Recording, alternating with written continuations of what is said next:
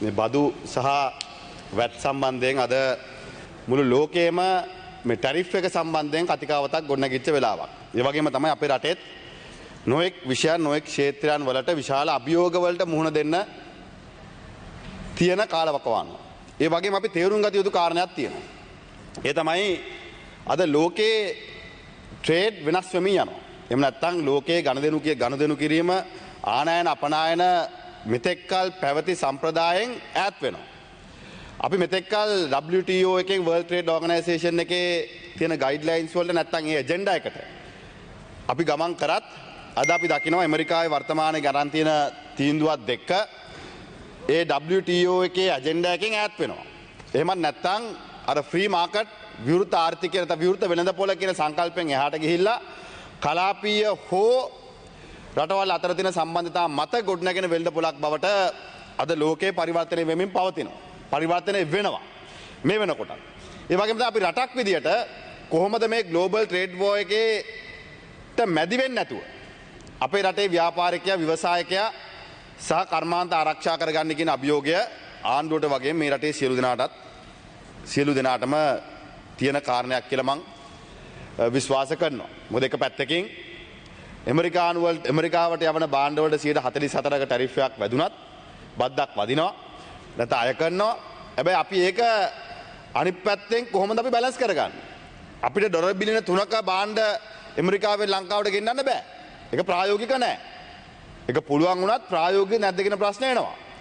එහෙම නැත්නම් අපි සාකච්ඡා කරලා සාකච්ඡාමය මාර්ගයෙන් රජයත් දෙපාර්ශ්වය එකතු වෙලා මේ කාරණයට සූදානම් වෙනවද කියන කාරණය. හැබැයි ඉතින් මීට මාස 2-3කට පෙර ඉඳන් විපක්ෂය මේ පිළිබඳව ආණ්ඩුව දැනුවත් කරා. ලෝකයේ අනිත් හැම රටක්ම මාස ගානකට පෙර ඇමරිකානු රජයත් එක්ක සාකච්ඡා කරන්න ආරම්භ කරා. මූලික සාකච්ඡාවන් ආරම්භ කරා. හැබැයි අපි ඇමරිකාවේ තීන්දුව ගන්නකම් හිටියා අපේ රටේ රජය විසින් කමිටුවක් පත් කළා මේ පිළිබඳව ගන්න ක්‍රියාමාර්ග තීන්දුව කරා. අපේ අසල්වාසීලට ඉන්දියාව ගත්තත් මාස 2කට 3කට කලින් සූදානම් වුණා. සිංගප්පූරු වගේ රටවල් මාස ගණනාවකට කලින් ඒ සඳහා සූදානම් වුණා. මොකද මේක එක පැත්තකින් අපේ රටේ නිෂ්පාදන ඇමරිකාවට යවන එකට බද්දක් 44ක බද්දක් අය කරනවා වගේම මේකේ වෙනත් ඒ බලපෑමට එහාට ගිය බලපෑමක් අපිට තියෙනවා. මොකද එක පැත්තකින් අපි ලොජිස්ටික්ස් වලින් යම් ආදායමක් විශාල ආදායමක් උත්පාදනය කරන රටක්. ලෝකේ ට්‍රේඩ් වැටෙනකොට ඒ ට්‍රේඩ් වැටීම වොලියුම් වලට බලපානවා. ඒ බලපානවා නම් ලොජිස්ටික්ස් වලට බලපානවා.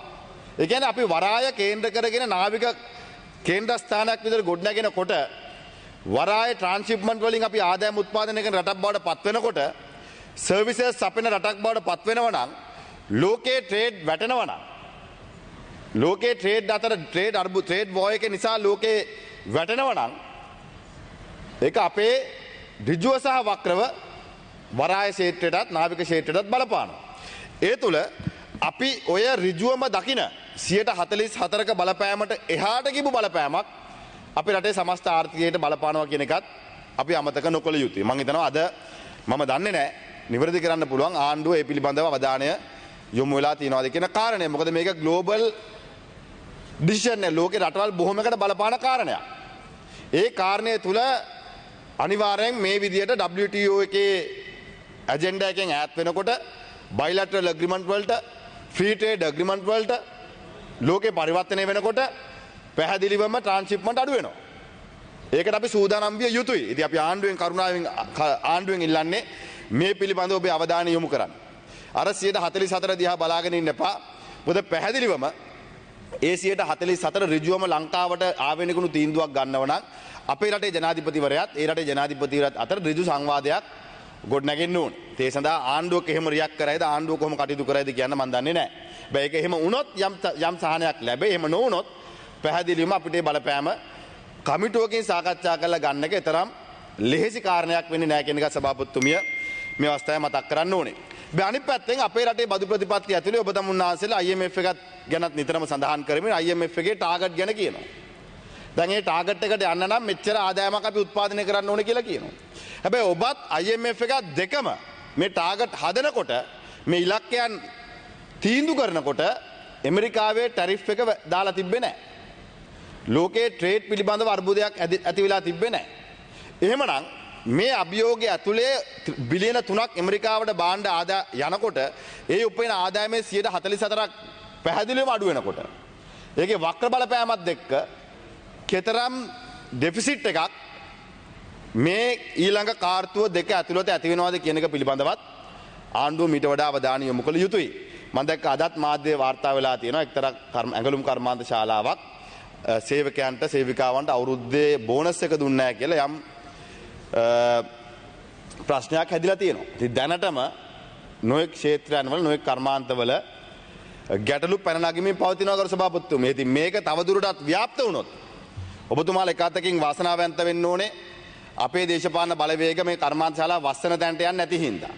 එහෙම නැත්නම් අපි වෘත්තීය සමිති ව්‍යාපාර පාවිච්චි කළා උසි ගන්වලා මේවා අරගල බවට පරිවර්තනය කරන්න අපි සූදානම් නැතිවීම පිළිබඳව ඔබතුමාලා සතුටු වෙන්න ඕන. ඔබතුමාලා වාසනාවන්තයි යතේ. නේද? අපි මේ දේශපාලනය කරන්නේ නැහැ කර සභාපතිතුමිය. ඒ හින්දා හයිය අපේ හයිය ගැන තර්ක කරන්න යන්න එපා. පෙන්නපු දවසට බලා ගන්න වෙලාවම අපි පෙන්නන්නම්. වෙලාවම අපි පෙන්නන්නම්.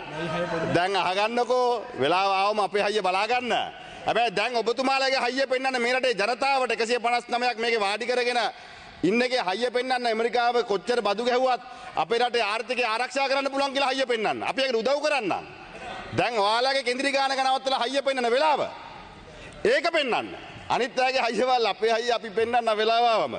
ඉතින් ගරු කතා සභාපතිතුමිය ඉතින් මේ කාරණා එක්ක අපි කොහොමද ඉදිරි කාල සීමාව තුළ මන්ත්‍රීතුමා තව විනාඩි 2යි. බොහොම ස්තුතියි. මේ ඉදිරි කාල සීමාව තුළ මේ ආර්ථිකය ඔබතුමාලා හසුරුවන්නේ කොහොමද? තවත් පැත්තකින් මේ ස්වැට් එක සහ අනිකුත් බදු අය කරගන්න ක්‍රමවේදය පිළිබඳවත් ඔබතුමාලාගේ අවධානය යොමු විය යුතුමයි. මොකද යම් සහනයක් දෙන්න වෙනවාමයි. එහෙම නැත්නම් මේ කර්මාන්ත ශාලා ආරක්ෂා කරගන්න බෑ. මොකද ඔබ අමතක කරන්න එපා. අමතක කරන්න එපා කර සභාපතිතුමේ ව්‍යාපාරිකයට මේක බලපානවා. ආයෝජකයට ලොකු බලපෑමක් නැහැ. මොකද ආයෝජකයන්ට තව රටවල් තියෙනවා මීට වඩා අඩු ටැරිෆ් එකකින් ඇමරිකානු මාකට් එකට ඇතුල් වෙන්න පුළුවන්. ප්ලග් ඇන්ඩ් ප්ලේ සිස්ටම් එකට ඉමීඩියට්ලි එයාට යන්න පුළුවන්. ඒ රටවල් මේ වෙනකොටත් කතා බහ කරලා තියෙන්නේ ඇමරිකානු රාජ්‍ය එක්ක තමන්ගේ ව්‍යාපාර ආරක්ෂා කරගන්න. ඒ හින්දා ආයෝජකයා ඉන්වෙස්ටර් නැත්නම් ආයෝජකයා ෂිෆ්ට් වෙයි ලොකේෂන් එක. රස්සා ටික තමයි නැති වෙන්නේ. ඒකේ බලපාන්නේ මේ රටේ රැකියාව වෙළඳ පොළට. රටට එන ආදායමට. එහෙම නැත්නම් මේ ව්‍යාපාරිකයෝ 5 දෙනෙක් දිහා බලලා මේ 5 දෙනාට මේක පාඩුවක් වෙනවා කියන කාරණේ මෙතන වැදගත් වෙන්නේ නැහැ. ඒක වැදගත් වෙනවා දේශීය ව්‍යාපාරිකයෝ විදියට. මේ අපේ දේශීය ව්‍යාපාරිකයෝ ලෝකේ බොහෝ රටවල කර්මාන්ත ශාලා දාපු අය. ඒ අයට තියෙන්නේ ඕඩර් එක එළිය ප්ලේස් කරන්න විතරයි. ඒ හින්දා අපි මේක සියලු දෙනා එකතු වෙලා කරු සභාපතිතුමේ යම් වැඩපිළිවෙලකට නිර්මාණය වෙන්න ඕනේ. ටෙස්ට් වැට් එක නම් අයින් කරන එක සුදුසු නෑ කියලා මම පෞද්ගලිකව විශ්වාස කරනවා. මොකද ඒක ගෙනාපු හේතුවක් තියෙනවා. මේ කර්මාන්තවල කෑෂ් ෆ්ලෝ එක ආරක්ෂා කරගන්න. ඒ වගේම ඔබ මැතිවරණ කාලේ පොරොන්දු වුණා සෝලා පවර් වලට මේ පුනර්ජනීය විදුලියෙන් ගෙන සෝලා වලට සෝලා විශේෂයෙන්ම සෝලා පවර් වලට රූෆ්ටොප් සෝලා වලට විදුලි බිලෙන් වැට් එක එහෙම අයින් කරනවා කියලා. ඉතින් අද එහෙම එකක් කරනවා අපි දකින්නේ නෑ. එහෙම කරා නම් යම් සාධාරණයක් අපිට හිතා ගන්න පුළුවන්. ඉතින් විනාඩියයි ගරු සභාපතිතුමනි මේ අවසාන වශයෙන් මේ අද විෂයට සම්බන්ධ නොවුණත් දැන් අධිකරණයට ගියපු එකේ ගරු සභාපතිතුමිය මේ මැතිවරණය සමහර පළාත් පාලන ආයතන කල් දාලා තියෙනවා. ඉතින් මේ කල් දාපු පළාත් පාලන ආයතන මොනවද කියලා කාරණේ පිළිබඳව මේ වෙනකොටත් තේරුම්බර නිලධාරීන්වත් දැනුවත් කරලා නැහැ. ඉතින් මම හිතන්නේ මම ආණ්ඩුවෙනුත් ඉල්ලන්නේ දැන් මැතිවරණය මේ මාසේ 6 වෙනිදා තියෙනවා කියලා මම විශ්වාස කරනවා බොහෝ පළාත් පාලන ආයතනවල. ඉතින් ඒ තියෙන්නේ මොකද්ද නැත්තේ මොකද්ද කියන කාරණේ පිළිබඳව දැනුවත් කරන්න කියලාත් ඉල්ලීමක් කරනවා.